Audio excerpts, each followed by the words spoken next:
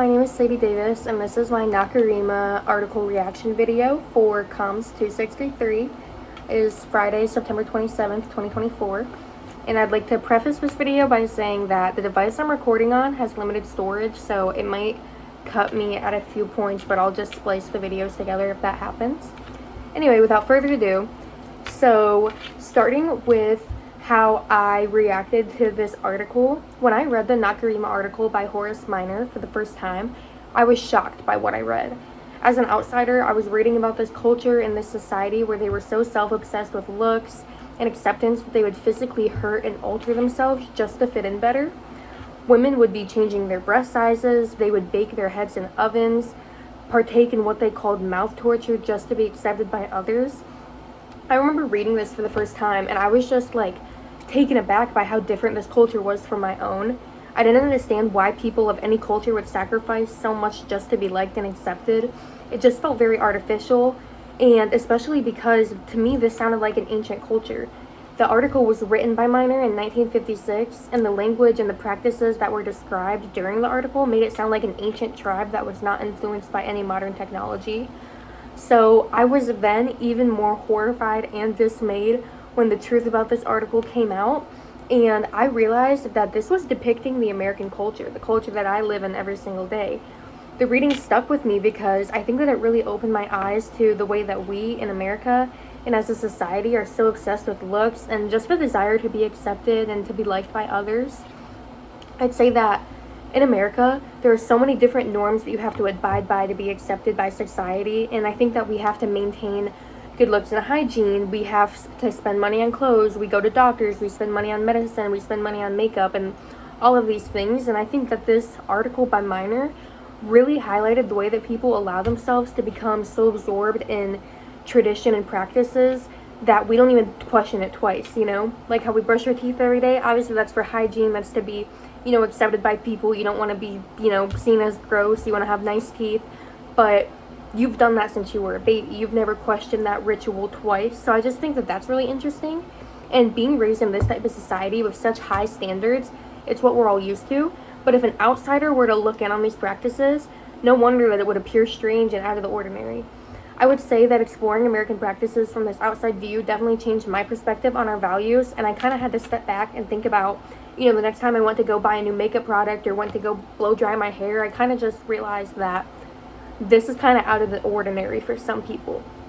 So then for part 2 of this video, to describe a certain communication pattern or practice as an outsider that we practice, the tradition from my culture that I decided to discuss is Halloween, which is something that I'm sure everyone's familiar with.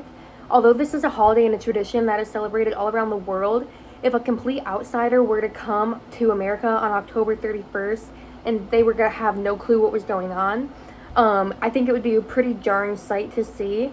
So if I were an outsider who was viewing this tradition, I may discuss the following. I wrote a little excerpt of how I think an outsider would react, so I'm going to read that real quick.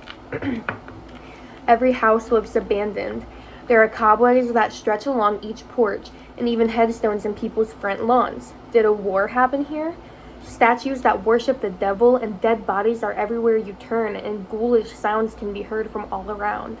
The leaves on the trees are orange and red. They make the trees look like they have caught fire. Speaking of fire, you can smell smoke in the air as if you are at a campground.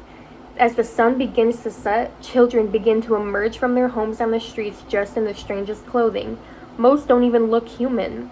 The night is filled with the sweet taste of candy corn, all these really sweet flavors, a collection of chocolatey and fruity flavors. You can hear screams, but then followed shortly by laughter. There's a haze in the air, and small voices shouting the words trick or treat can be heard from every direction. Pumpkins are along every street, almost as if a feast is going to take place, along with caution tape on many porches.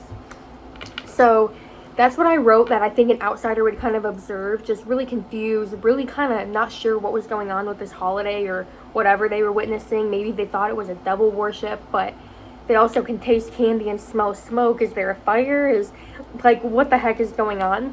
So I think that an outsider would definitely be confused on what these phrases meant, and why there were so many screams everywhere, why is there blood everywhere that's really fake blood. They would most likely think that there was some type of war going on or that the devil was among the people. I can imagine that it would be an absolutely terrifying sight. Here's how Halloween is connected to U.S. culture worldviews. The article, Halloween Fosters Self-Expression with Limits by Nora McGowan, describes how Halloween is celebrated through individualism and creativity. So Halloween in the U.S. is celebrated through costume wearing, which reflects a culture that values self-expression. I think that Americans often use Halloween as a chance to showcase their creativity and their individuality, because you can really express yourself in any way, shape, or form on Halloween night. And I think that that shows a core value of American culture that is creativity, that is inspiration. Again, that was from the article by McGowan, 2021. Another example of this connection with the communication and the culture of America with Halloween is from an academic journal called An Evaluation of Effectiveness of a Halloween Social Norms Marketing Campaign. This is by Ellen Bass et al. This one discussed community and social bonds as a core value of American culture. While Halloween is a time for an individual expression, it's also an event that fosters a sense of community. Neighborhoods often come together for trick-or-treating, and schools and organizations, they'll have Halloween parties, which serve for social interaction and bonding. So this aspect of the tradition reflects the U.S. value of community engagement and local connectedness, and also the use of language, communicating with people, talking to each other, celebrating your differences. Again, this is from an article with Bass et al., 2011. So now for part 3 of this, to describe how this event has changed throughout history. Over many centuries, Halloween was greatly evolved, and it's come in many different forms here and there. Cited from the History.com website, it describes how, quote, the tradition originated with the ancient Celtic festival of Samhain, where people would light bonfires and wear costumes to ward off ghosts. Later on, the evening was once known as All Hallows' Eve, and later Halloween. Over time, Halloween evolved into a day of activities like trick-or-treating, carving jack-o'-lanterns, and festive gatherings. Again, that quote is from History.com, 2018. To this current day, Halloween is celebrated as a fun tradition among friends, family, and children. It's a day that you can express yourself, you can try new things, splurge on candy and treats. It's kind of like an all-around celebration. It's a day to embrace scary things and the spooky side of life, which is what I have always particularly loved about Halloween, is that rather than run from what fears you, you are able to challenge it. Halloween has transformed from a spiritual rite, marking the passage of seasons, into a global event that's centered on being yourself, but also being someone else. You're dressing up for the night. Its abilities to adapt and adopt over time and over all of these cultures over thousands of years, that's what's kept it relevant, is its ability to change. And that is what and that is another thing that I really love about Halloween, is just the way that it's been able to change so much through the years. And then I have some statistics that are taken from the United States Census Bureau. So for one, there are about 40 million trick-or-treaters now, and about 141 million homes that decorate for Halloween each year.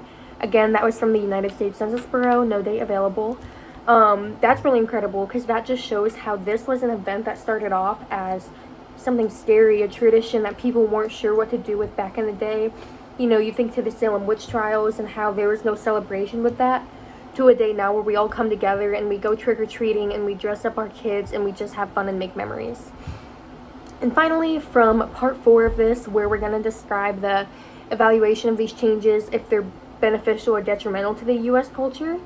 So I used the National Retail Federation as my source for this, and I also used ChatGPT to help me out with this one a little bit. And these two sources described how the evolution of Halloween in the U.S. has been largely beneficial to American culture, as it fosters a sense of community and provides a safe space for creative expression. The holiday encourages participation across generations and social classes for activities like trick-or-treating, costume parties, and communal events.